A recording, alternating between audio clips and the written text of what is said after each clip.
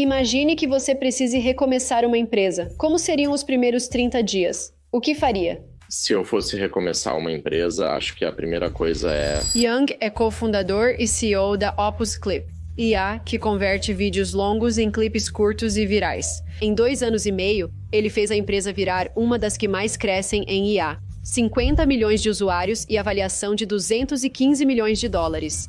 Os LLMs evoluem rápido e grandes empresas lançam produtos melhores. Ainda há nichos ou problemas que não valem mais ser resolvidos? Há 3 anos, seria bem mais simples responder. Acredito que todo fundador de IA deve ser AGI-Pilled, ou seja, conseguir prever o que os modelos de base podem lançar em breve. As regras mudaram e muitos fundadores não perceberam. Young aponta onde estão as oportunidades, o que evitar e como vencer em 2026.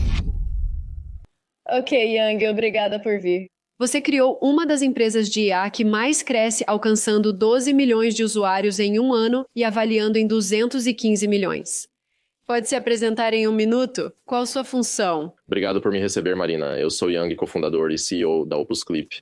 Transformamos conteúdos densos, como artigos, blogs, gravações e trabalhos acadêmicos, em vídeos curtos e envolventes para atrair seu público. Já reunimos mais de 15 milhões de usuários em 2 anos e meio no mundo todo. O quê? Isso é uma loucura, uau! Muito louco. Sua história é fascinante, pois começou na Covid, tentou várias funções e só essa deu certo. Você pode me falar sobre essa mentalidade de tentar coisas, ver que não funcionam e não desistir? Sim, é meio frustrante, com certeza. Acho que nos primeiros dias, quando somos fundadores novos ou iniciantes, na verdade, a paixão nos motivou a sempre tentar coisas novas. Mas provavelmente após meio ano ou até 1 ano tentando 3 ou 4 coisas diferentes. Se você ainda não receber nenhum sinal inicial de adequação do produto ao mercado, vai se cansar facilmente. Acho que o desafio foi esse, e tivemos sorte por termos criado antes uma ferramenta de transmissão ao vivo.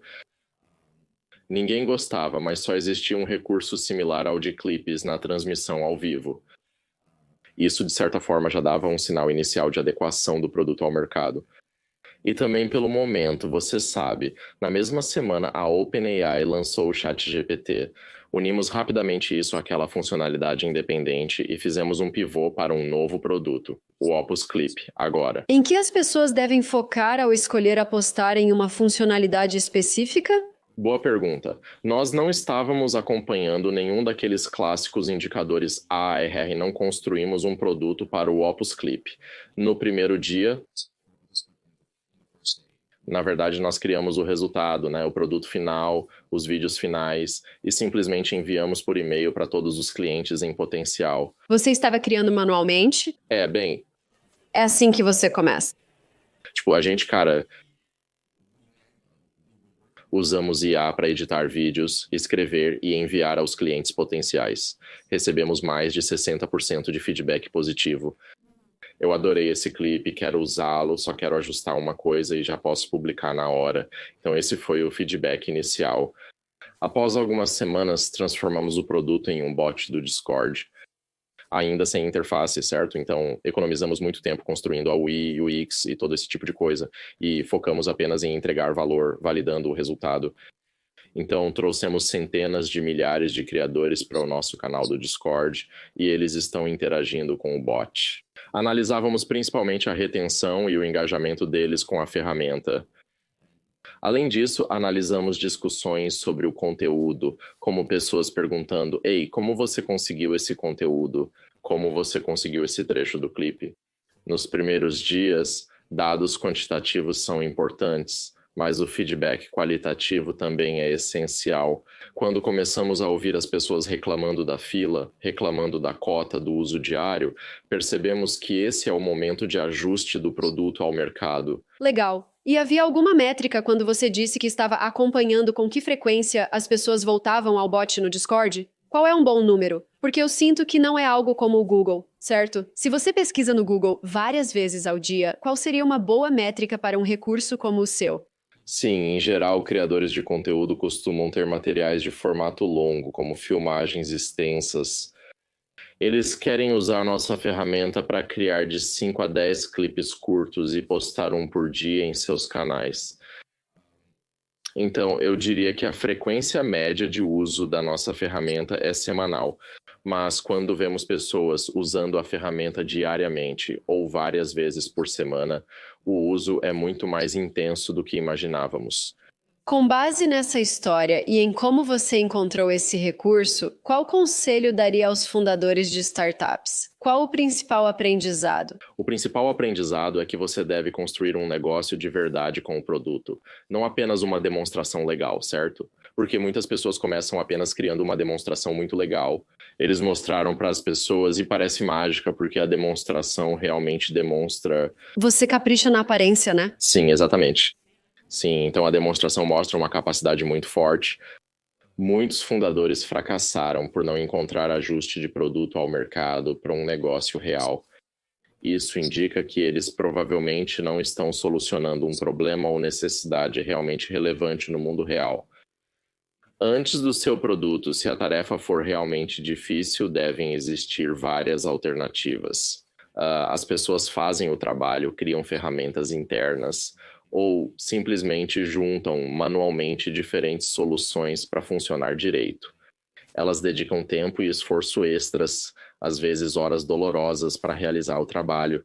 Então você está substituindo esse fluxo de trabalho tedioso ou muito dependente de pessoas. Isso faz parte de saber se é um negócio de verdade.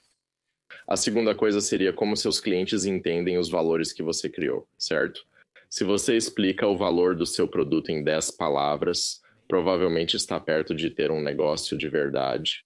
Se o seu produto é apenas legal e todo o feedback foi tipo, isso é incrível, isso é sensacional, ninguém quer te passar informações do cartão nem perguntar sobre seu plano de preços.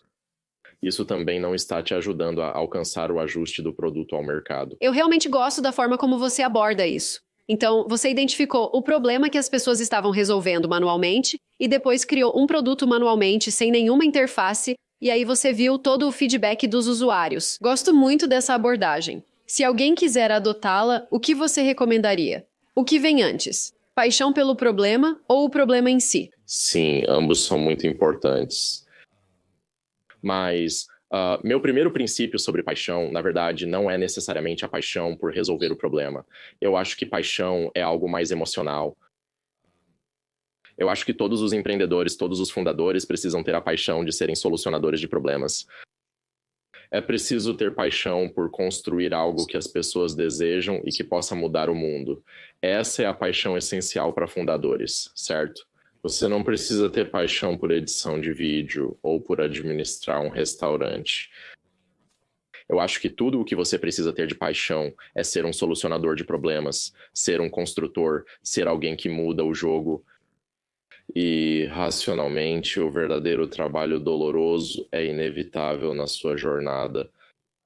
Você tem que ser muito racional para perceber. Este é um problema real a ser resolvido pela minha paixão, certo? Então, um entendimento profundo sobre a indústria, sobre o fluxo de trabalho, sobre os perfis dos clientes, sobre os casos de uso, tudo isso é racional. Então, eu acho que uma paixão emocional pelo quadro maior, por ser um construtor, junto com a convicção racional de resolver problemas concretos que você conhece muito bem, essas são as necessidades para se tornar um fundador. Meu convidado Yang criou uma ferramenta que os criadores adoram.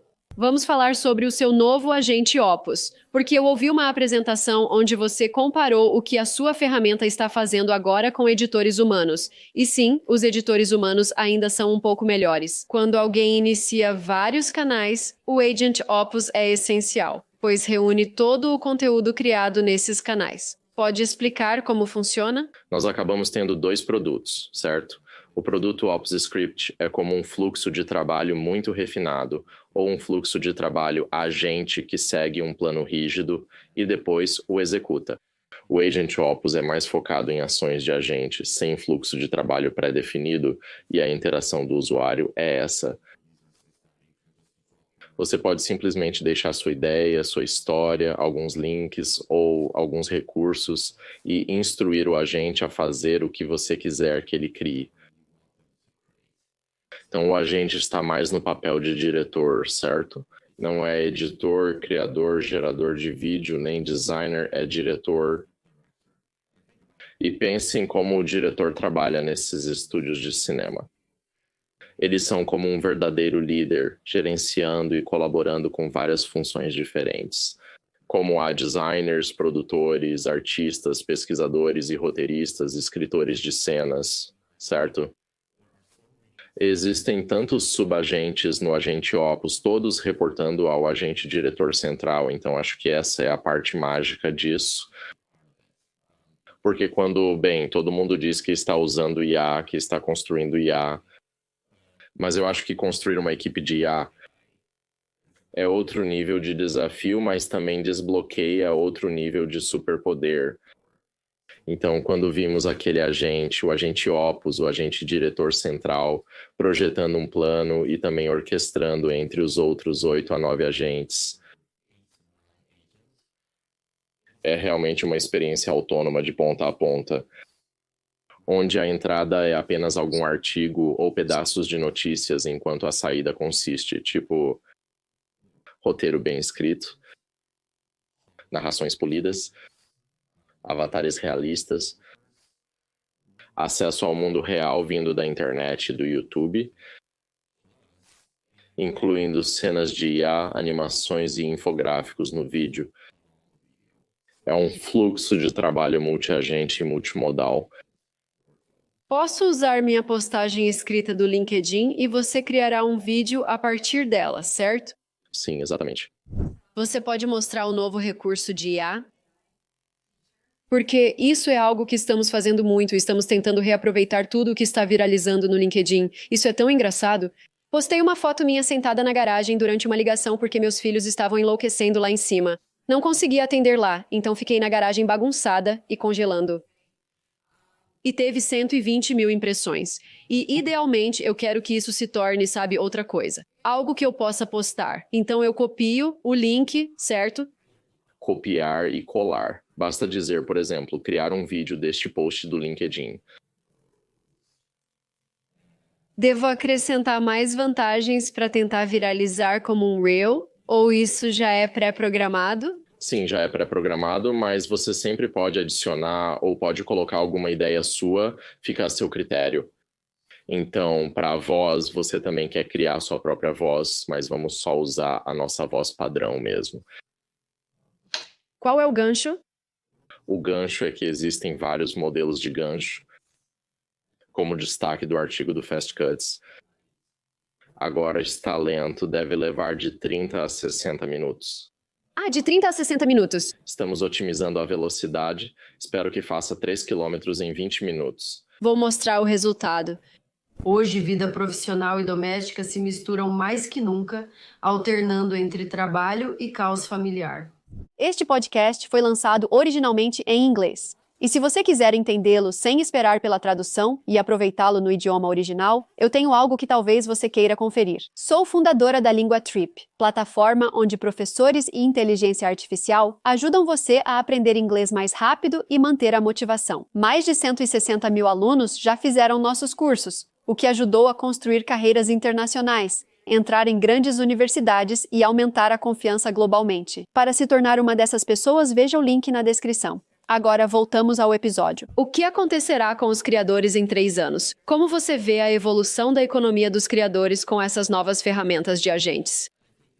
Eu acho que a barreira de entrada para criar algo vai desaparecer, de modo que todo mundo vai ter o superpoder de se tornar um criador.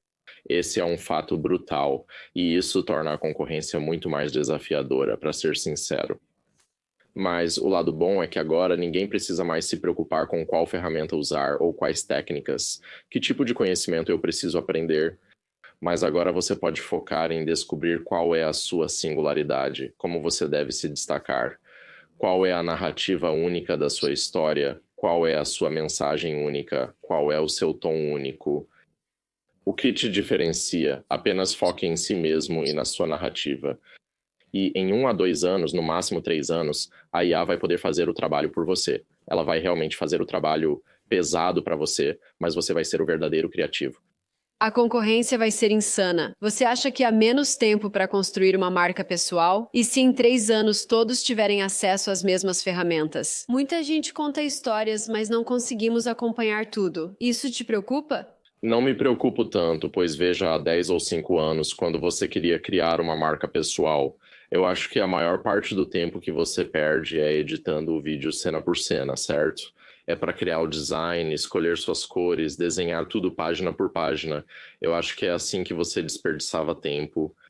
Então, a analogia é que se você tiver que passar 5 meses construindo sua marca pessoal do 0 ao 1, hoje em dia parece que só precisa de algumas semanas.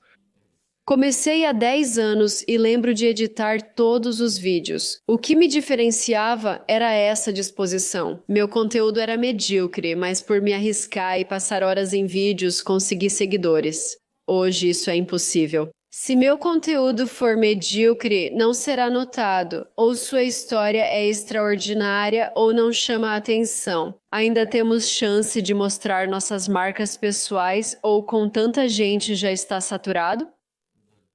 Contadores de histórias e pessoas únicas ainda podem ter vantagem. Compare carruagens e carros, certo? Há 100 anos, poucos tinham carros, tornando-se um privilégio ser um dos mais rápidos do mundo. Hoje em dia, todo mundo pode dirigir um carro, quase todo mundo pode dirigir um carro.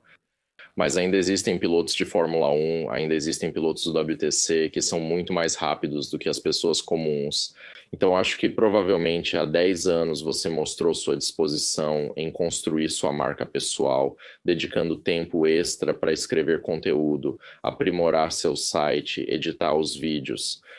Mas acredito que no futuro, quem quiser se destacar ainda precisará dedicar o mesmo tempo a outra atividade. Não usando as ferramentas, não construindo por conta própria, mas o tempo deve ser gasto pensando em como você deve se destacar. Acho que o tempo gasto será igual, mas o trabalho é bem diferente e mais humano. Sim, gostei da resposta e da analogia com o carro. Obrigada. Vamos supor que você precise iniciar uma empresa agora. Como seriam os primeiros 30 dias? O que você faria? Se eu tiver que começar uma empresa de novo, primeiro, é essencial identificar o real problema a ser resolvido. Então, eu sou o tipo de fundador de produto que não começa tudo pela tecnologia, mas pelos usuários, pelo mercado. Preciso segmentar meu mercado para um nicho bem definido e vertical, que eu posso entender claramente o fluxo de trabalho, ponto de dor e soluções alternativas atuais deles.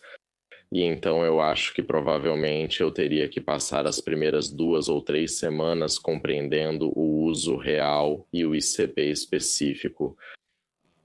Outra coisa é criar um protótipo ou prova de conceito, o que posso fazer facilmente com as ferramentas de backlog atuais. Qual é o seu favorito?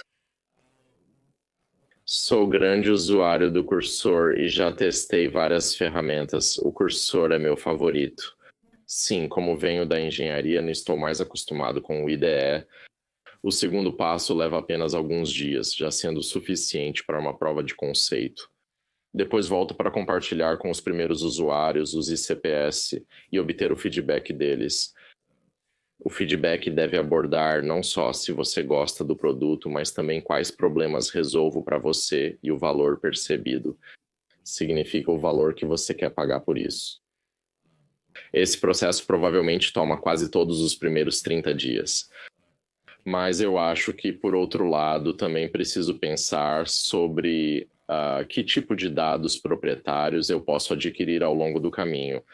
Esse conjunto de dados vai crescer conforme o produto e o usuário crescem, certo? Nós não precisamos construir uma barreira ou um plano muito claro de defesa, mas eu acho que precisamos ter essa ideia, ao menos bem pensado no início. Porque você não pode evitar isso quando realmente lança o produto. Então é melhor ter algo em mente, ter alguma ideia em mente. O que te destaca no mercado e faz as pessoas voltarem? Sim, e se você fizer essa pergunta, especialmente agora que estamos entrando em 2026, A gente fica trocando de aplicativo o tempo todo, tipo, aparece um aplicativo novo e brilhante e você instala. Você pensa, ah, agora eu amo esse, mas no dia seguinte aparece outra coisa. E é tão fácil, a menos que você já tenha um histórico em certos aplicativos. sim, exatamente. Então, a última coisa que eu acho que devemos considerar é o canal de distribuição. Eu acho que a concorrência é totalmente diferente. Sim, 2 anos atrás, você podia facilmente dizer que era o ChatGPT do ABC, certo? Era muito fácil viralizar naquela época. Hoje em dia, todo mundo conhece IA, todo mundo já usou IA. Então, descobrir o canal de distribuição vai te ajudar a refinar melhor a experiência do usuário, o onboarding e também o seu ICP-alvo. Então, basicamente, você começa com especialização. Parece que você precisa entender pelo menos um nicho. Para conseguir construir algo, não é tipo, ah, esse mercado parece bom, vou tentar criar algo para ele. Não, você precisa estar profundamente inserida nesse mercado e entender o problema. Exatamente porque você me fez a pergunta. A suposição é hoje, certo? A IA já existe há mais de 3 anos. O LLM já existe há mais de 3 anos, certo? Se você tivesse me perguntado há 3 anos, seria mais simples responder. Mas hoje não é mais assim. Mas agora, com os LLMs avançando tão rápido e as grandes empresas lançando produtos cada vez melhores, você acha que existem nichos ou problemas que já não valem mais a pena serem resolvidos só porque as grandes empresas podem dominar tudo em uma semana? Acredito que há 2 principais problemas que um fundador deve evitar. O primeiro é quando você cria uma funcionalidade para um ICP, perfil de cliente ideal, já existente em fluxo de trabalho, na visão do incumbente. Então, basicamente, o que isso significa é que os incumbentes podem facilmente criar uma funcionalidade que reúne tudo direitinho, certo?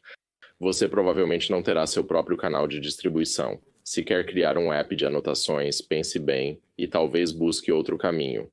Zoom e Google Meet podem facilmente adicionar essa funcionalidade ao seu fluxo de trabalho, porque você está focando basicamente no mesmo ICP, mercado e casos de uso adjacentes ligados a um grande fluxo de trabalho ou plataforma. Acho que todo fundador de IA deveria conhecer a GI. O que significa que você pode prever ou deveria ter confiança para fazer algumas previsões sobre o que os modelos de base podem lançar nas próximas semanas ou meses, certo? Se eles já estão fazendo algum trabalho, 80% muito bem, 90% muito bem. Eu acho que está no segundo estágio deles. Nas próximas versões deles, eles provavelmente podem fazer esse trabalho com 99% de precisão, ou até 100%, certo? Então, faça esse teste nas suas discussões estratégicas internas. Se você está apenas se tornando um intermediário com alguns prompts, então provavelmente não vai precisar escrever nenhum prompt na segunda versão. Na próxima versão do Gemini ou ChatGPT, foque em resolver como um problema de negócio vertical. Por exemplo, integrando o fluxo de trabalho de ponta a ponta, certo? Você precisa controlar o fluxo de trabalho de ponta a ponta para que a IA faça parte do fluxo de trabalho. Mas não é só isso. Com um wrapper e engenharia de prompts, a IA praticamente realiza todo o fluxo de trabalho. Você pode explicar como é definido o preço de uma ferramenta de IA? Como essa decisão é tomada? Porque eu sei que você tem um plano mais básico, mas também tem, por exemplo, um cheque de 20 mil. Para empresas maiores, como você define um preço? Precificação é uma ciência, então alguns fatores são considerados primeiro. Por exemplo, qual valor você está criando? Como medir o valor que você cria antes de usarem seu produto? O que seus usuários fariam para alcançar o objetivo? Para realizar a tarefa, eles provavelmente gastam o próprio tempo e existe um preço para o tempo deles, certo?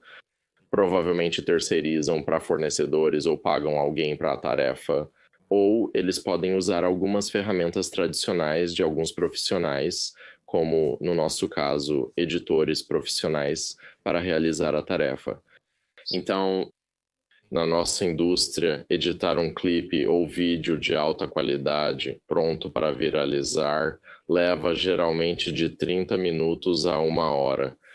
E o valor de mercado é de 25 a 50 dólares. Então, é com esse valor de criação que nos comparamos. A segunda coisa é sobre a sua economia unitária, porque você tem o custo de inferência, e isso pode até diminuir no futuro, mas ainda é caro nos primeiros dias, e também para vídeos. Outro grande problema em relação ao custo é o armazenamento. O armazenamento pode ser apenas 5% nos primeiros dias. Pode chegar a 50% do custo total após 3 ou 5 anos. Então, é importante garantir que a economia por unidade seja saudável e sustentável. Terceiro, eu diria, faça o máximo de experimentos possível. Enviamos milhares de pesquisas nos primeiros meses e ajustamos várias vezes nossa lógica de preços, especialmente nos primeiros dias. O ideal é mudar na fase inicial, não na avançada. Realizamos várias pesquisas e entrevistas com clientes para saber quanto pagariam. Porque mesmo com criação de valor clara e economia unitária bem definida, os usuários ainda percebem isso?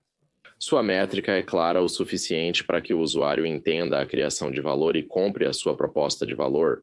Isso ainda depende da sua mensagem de mercado e também da configuração da sua métrica, já que a maioria dos produtos usa uma métrica de uso em vez de por acento. Acho que faz sentido, especialmente para quem trabalha sozinho. Mas o experimento realmente nos mostra qual preço seguir, porque você não precisa definir um preço que agrade a todos. Você provavelmente tem uma hipótese sobre o tipo de cliente que deseja atingir, certo? Basta garantir que esses ICPs estejam satisfeitos e contentes com o preço. Você provavelmente terá que recusar cerca de 70% dos usuários iniciais, focando apenas no seu ICP nos primeiros dias. E então, talvez você possa desenvolver outras funcionalidades importantes ou até mesmo capacidades de produto para o restante dos usuários. Sim, é importante saber dizer não sempre. Quando você faz entrevistas com clientes, quantas são necessárias para tomar uma decisão? Acredito que a qualidade das entrevistas com clientes é mais importante que a quantidade. Acho que fizemos cerca de 20 a 30 entrevistas, em média, para uma única decisão crítica de produto, mas distribuímos esses 20 a 30 clientes de uma forma bem bagunçada. Tipo, por exemplo, 4 profissionais de marketing, 5 criadores, e também eles estão em diferentes setores, vêm com diferentes poderes de compra de diferentes regiões geográficas e origens. Você quer garantir que sejam representativos para ajudar na decisão. Você não precisa de muitos, mas sim de um conjunto claro e conciso. Testadores. Sim, é importante ter uma visão completa do mercado. Isso é realmente útil para a fase de pesquisa e validação. Agora, quando você estiver na fase de construção e as habilidades de IA, qual habilidade de IA todos deveriam desenvolver agora? A principal habilidade de IA deveria ser baseada nos primeiros princípios. Não importa se você está usando IA para design, seu pôster, vibe code, seu protótipo. Eu acho que todo mundo deveria tratar a IA como seu parceiro de pensamento ou até mesmo parceiro de ideias. O que significa que, quando você está tendo um problema para entender seus usuários, quando está tendo problemas para gerenciar suas equipes, quando está tendo dificuldades para definir seus preços, ou todas as decisões importantes da sua vida. Quando você é um fundador, acho que tradicionalmente você simplesmente procura seu mentor, ou pessoas mais experientes, ou pessoas com experiência relevante para pedir conselhos. Acho que na era da IA, você deveria usar o Gemini ou o ChatGPT para isso. Eles são um parceiro de pensamento muito experiente e onipotente. Só que, em vez de fazer uma única pergunta em vários contextos diferentes, e também fazer mais de 20 rodadas de conversas de ida e volta, você ficará impressionantemente esclarecido através dessas conversas. Hoje em dia, é assim que pratico comigo mesmo. Você tem alguma prática diária? Conversei com Mustafa Suleyman, CEO da Microsoft IA, neste podcast. Ele contou que conversava diariamente com o Copilot, relatando como foi seu dia e as decisões que ele tomou e como elas o fizeram se sentir. Assim, se em 3 meses tiver problema similar, ele ainda fala com a mesma ameaça Copilot copiou. Tipo, quando você tomou aquela decisão há 3 meses, você realmente se arrependeu, então dessa vez vamos fazer assim. Tem algo parecido que você tem? Sim, exatamente, porque acho que a memória atual do chatbot é tão poderosa que, em meus retros mensais, gosto de perguntar ao ChatGPT sobre isso. Você sabe minhas principais decisões do mês passado? Me dê algum comentário, feedback. Você compartilhou todas as pesquisas? Eu compartilhei tudo, sim. Como assim? Toda noite você só senta e diz as decisões que tomou. Sim, às vezes eu converso com a IA desse jeito e às vezes eu só encaminhava a minha decisão. Eu tirava print da discussão em grupo e colocava o link do meu documento, PRD ou especificação para a IA. Sim, eu meio que me forcei a documentar isso, sim, a documentar isso. Você afirmou que Gemini é a melhor palavra? Sim, fico feliz usando o Gemini e ChatGPT. Acho que percebi recentemente que eles memorizam quase tudo o que digo. Posso agora fazer uma nova pergunta como: qual foi meu maior erro nos últimos 6 meses? O que você sugeriria para mim se pudesse 3 meses atrás? Acho que isso se torna ainda mais poderoso agora. Adoro essas perguntas. Todos vão ao app favorito e perguntem. Farei isso após a entrevista. É uma boa prática para o final do ano para ver o que está acontecendo. Adorei, de verdade. Quais seriam suas 3 principais ideias de negócios de IA se não existisse a Opus Clip? É difícil citar 3 ideias, pois não sou investidor. Não conheço tantos fundadores quanto poderia. Mas eu acho que o princípio geral, por enquanto, certo? A questão é iniciar um negócio em 2026. Como falamos, o mercado está muito competitivo e, para a maioria das áreas, já existem dezenas de ferramentas de IA disponíveis. Então, o primeiro princípio, eu diria, é encontrar um negócio realmente de nicho. Muitas vezes, muitas pessoas não entendem de verdade o que é um nicho. Por exemplo, restaurante é um nicho? Não. Restaurante chinês é um nicho? Não, também não é. Restaurante chinês ainda não é um nicho. É preciso aprofundar mais. Há muitos tipos de comida cantonesa, até mesmo dentro de um único segmento. Você quer ser a Chanel, Zara ou Uniqlo dos restaurantes do Canadá, certo? Então, uma precificação diferente vai corresponder a diferentes mercados, diferentes ICPs também. Por isso, escolha um nicho realmente pequeno que você não consiga segmentar ainda mais para começar. Uau, essa é boa. Você precisa segmentar seu nicho sem hesitação. A segunda coisa é, de preferência, escolher algo que seja entediante, porque as opções não entediantes, as legais, são definitivamente 10 ou até 100 vezes mais competitivas. Provavelmente você não vai querer trabalhar nessas áreas. Por isso disse que a paixão por construir e resolver problemas é mais importante. Porque a sua paixão por um negócio específico provavelmente não é um negócio viável, certo? É preciso ter paixão para construir algo em uma indústria chata, mas que resolve um grande problema. E, além disso, idealmente existem muitos serviços existentes. Eu acho que estamos realmente mudando, estamos redefinindo o termo SaaS. Antes era software como serviço, agora está se tornando serviço como software. Então, nesse nicho de mercado, nesse nicho entediante, já há serviços de agências, freelancers, ferramentas internas ou soluções improvisadas e imperfeitas? Essa é a sua oportunidade de aproveitar.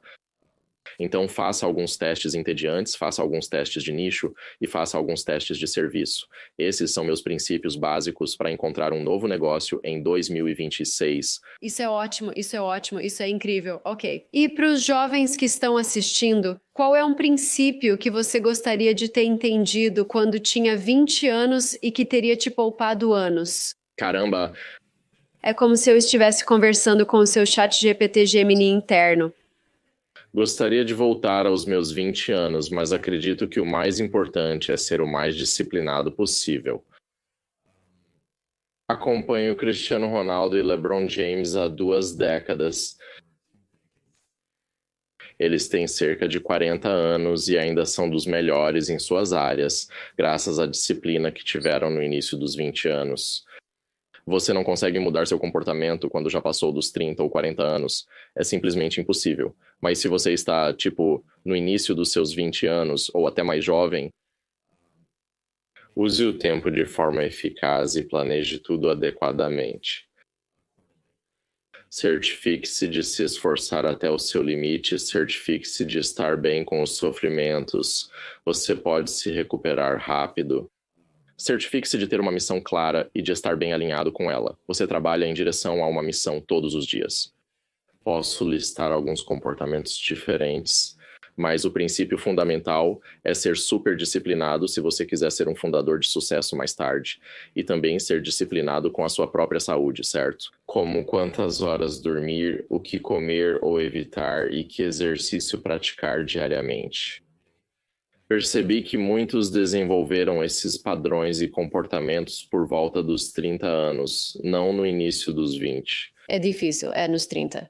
Adoro isso. Também te ensina a dizer não para várias coisas, o que é uma ótima habilidade. Sim, sim. Sim, isso é algo que tenho ouvido muito quando converso com pessoas que estão construindo algo incrível. Sim, disciplina, eu acho. Priscila Chan revelou que só trabalha e não participa de festas em família. Não existe mais. Sim, isso é comum entre pessoas bem-sucedidas nos Estados Unidos. Elas trabalham muito. Estou tentando aprender e me considero disciplinada, mas esse nível de disciplina é impressionante. Exatamente, porque com um nível super alto de disciplina você consegue, assim como Elon Musk disse, né, você pode segmentar seu tempo em blocos de 5 minutos. Você pode se concentrar totalmente e mudar de foco facilmente. Esse é o maior resultado da disciplina. Vi muitas pessoas acharem difícil mudar de contexto para focar mais tempo. Isso acontece porque você está sem disciplina desde o primeiro dia. Vou ensinar isso aos meus filhos. Obrigada, Young, foi incrível. Obrigado por me receber.